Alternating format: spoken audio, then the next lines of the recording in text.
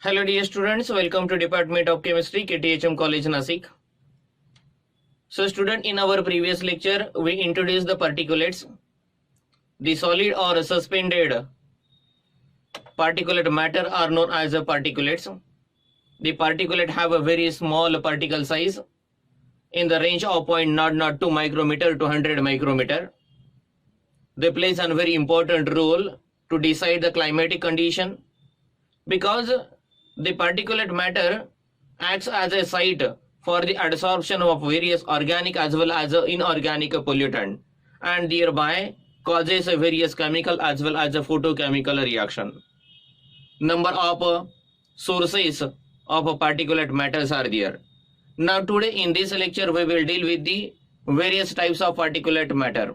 Very basically, the particulate matter are classified into two important classes. One is nothing but the inorganic particulate matter and second is the organic particulate matter. First of all, we will discuss about the inorganic particulate matter and then we'll move towards the organic particulate matter. So our first task of discussion is the inorganic particulate matter.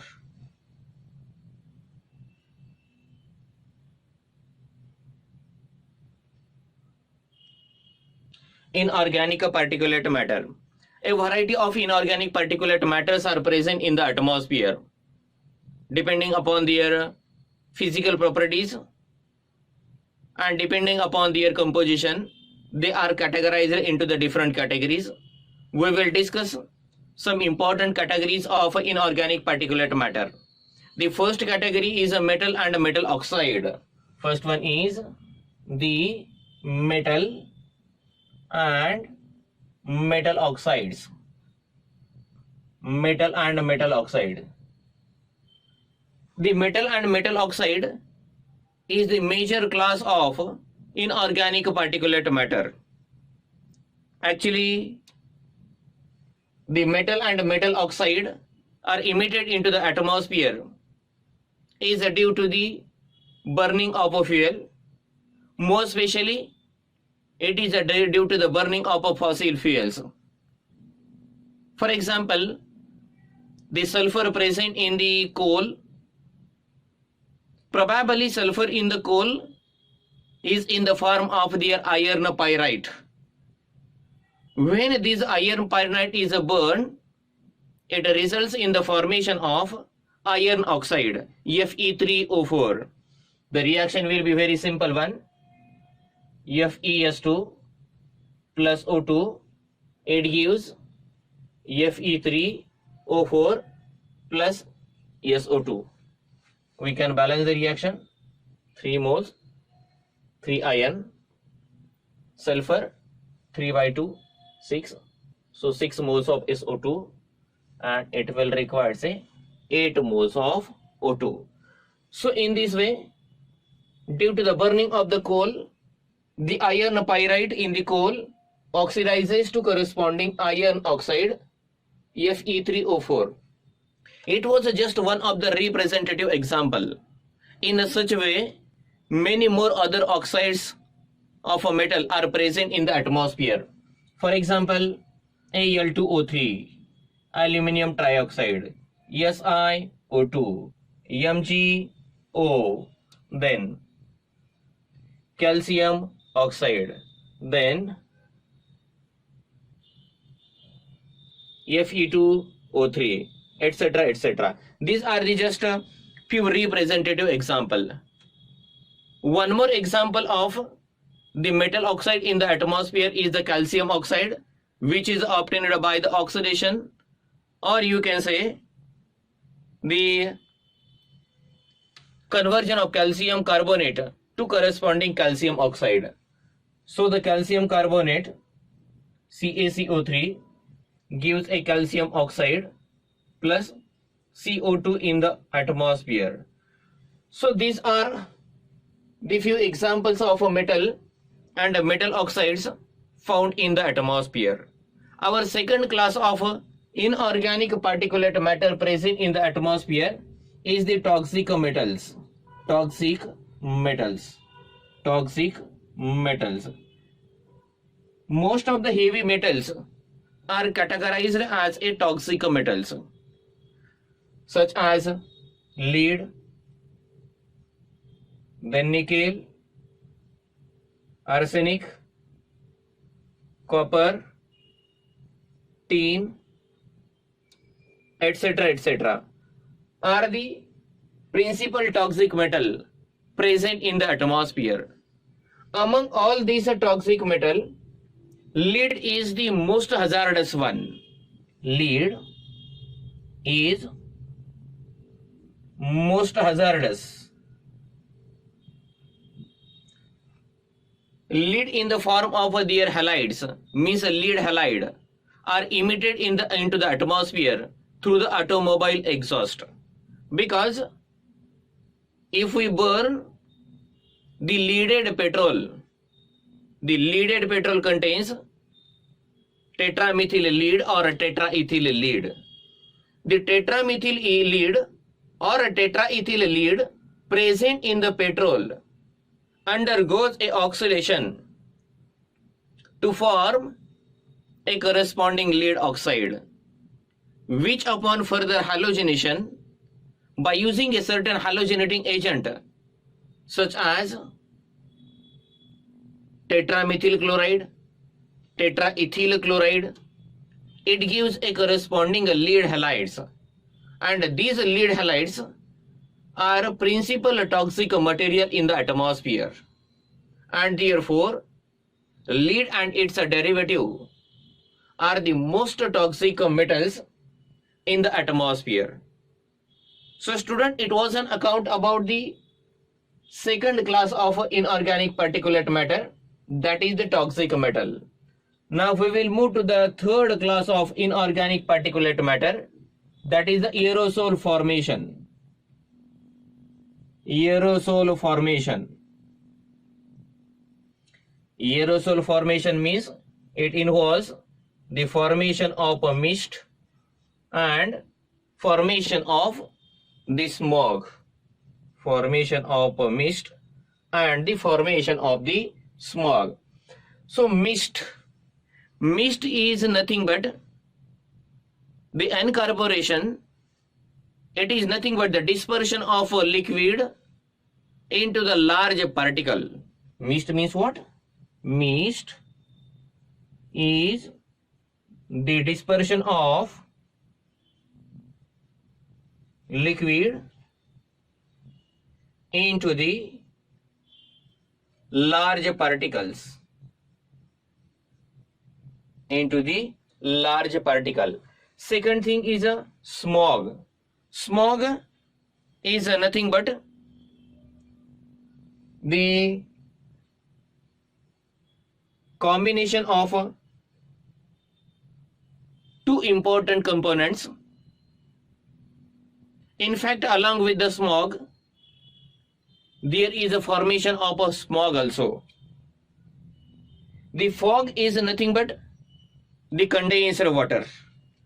Fog is nothing but the condensed water.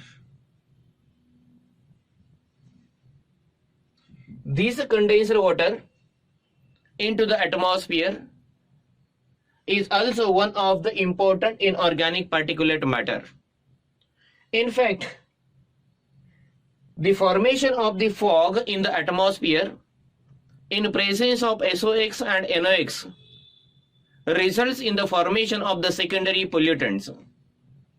For example, if the SOx is present during the formation of the fog, then what happens? The sulfur dioxide in presence of water and in presence of oxygen gives a corresponding H2SO4. Obviously, as a part of balancing, we should use a 2 mole. It will be also 2 moles. 2 moles of water should be used, and therefore the formation of a fog in presence of SOx results in the formation of H2SO4 in the atmosphere. Now, in addition to that, in the presence of calcium oxide The H2SO4 gives another particle in the atmosphere, that is the secondary pollutant, means calcium oxide. In presence of H2SO4, it gives a corresponding calcium sulfate plus formation of water. In this way, the presence of sulfur dioxide during the formation of a fog gives a H2SO4, which is in turns in presence of a calcium oxide gives another particulates in the atmosphere, calcium sulfate.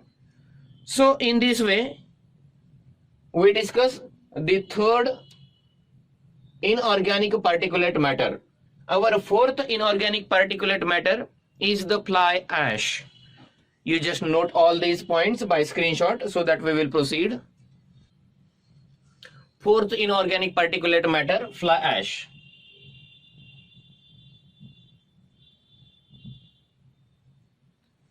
Fly ash in the atmosphere is due to the burning of the high ash content of fossil fuels. It is due to the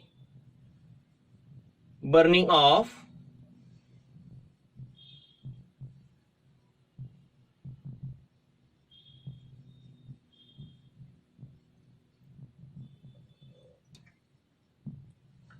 high ash fossil fuels. Actually, the fly ash releases a mineral pollutants in the atmosphere. It releases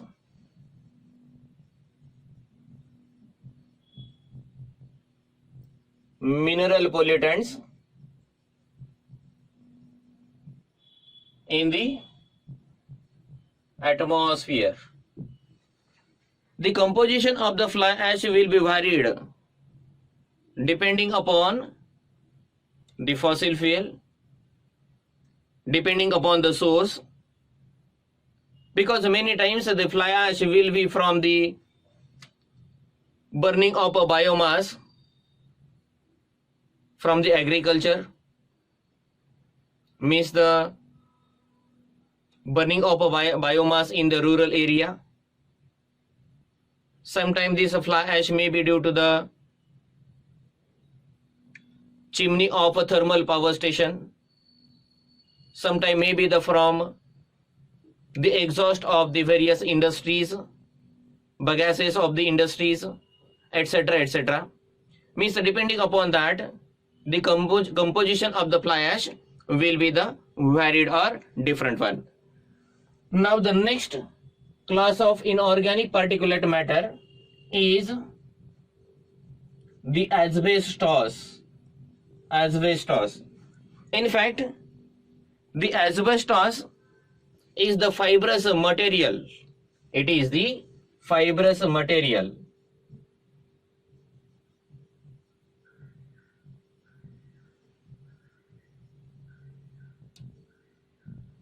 It is the fibrous material composed of different crystalline silicate. Composed of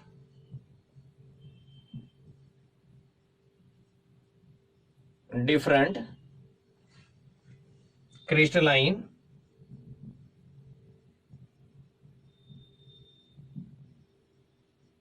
silicates. These fibers consist of fibrines.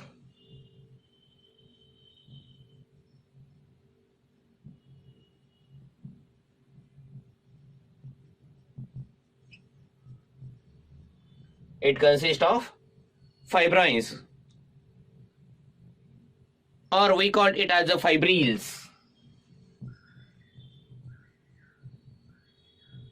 And the fibrils in turn consist of tetrahedral silicon oxide.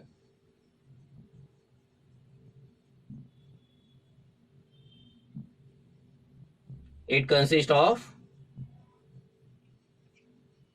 tetrahedral SiO4. So student, it was an account about the inorganic particulate matter. Now we will discuss the organic particulate matter. Second type of particulate matter, organic particulate matter.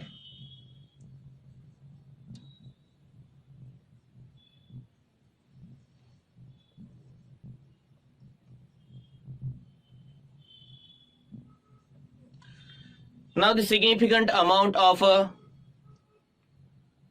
long chain hydrocarbons, polycyclic hydrocarbons, polycyclic aromatic hydrocarbons are present in the atmosphere. Along with that, some nitrogen containing polycyclic aromatic hydrocarbons, sulfur containing polycyclic aromatic hydrocarbons, and different types of biphenyls are also present in the atmosphere.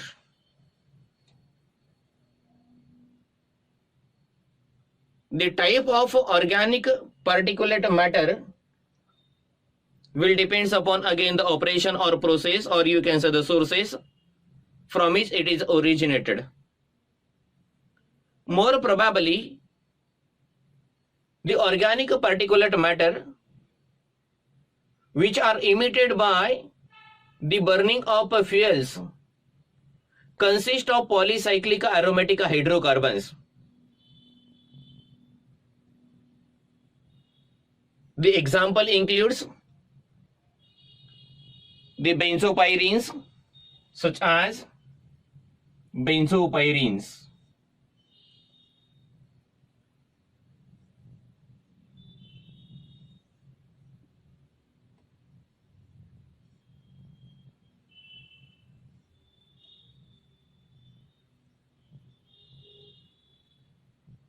This is benzo alpha pyrenes, polycyclic aromatic hydrocarbon. Next one is a chrysene.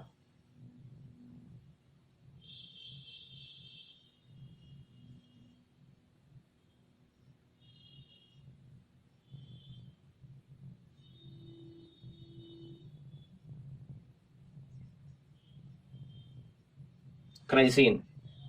It is also one of the widely existing polycyclic aromatic hydrocarbon in the atmosphere.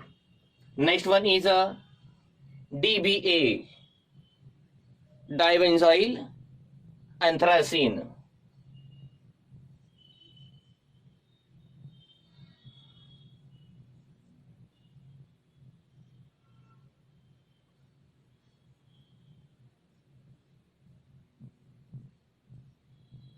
DBA,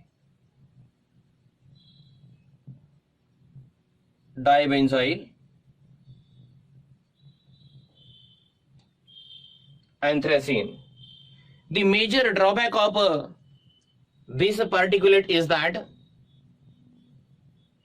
they are high molecular mass compounds and they are non-biodegradable. It does not undergo the degradation within a stipulated period of time. They remain in the atmosphere for a long period of time. And therefore, it has a considerable effect in the atmosphere. So student, it was the case of only polycyclic aromatic hydrocarbons, nitrogen containing cyclic hydrocarbons, sulfur containing hydrocarbons. In addition to that, during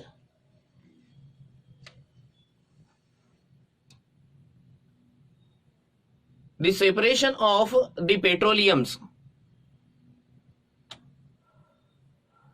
some particles of a long chain hydrocarbon also emitted in the atmosphere, and they are also belonging to the organic particulate matters.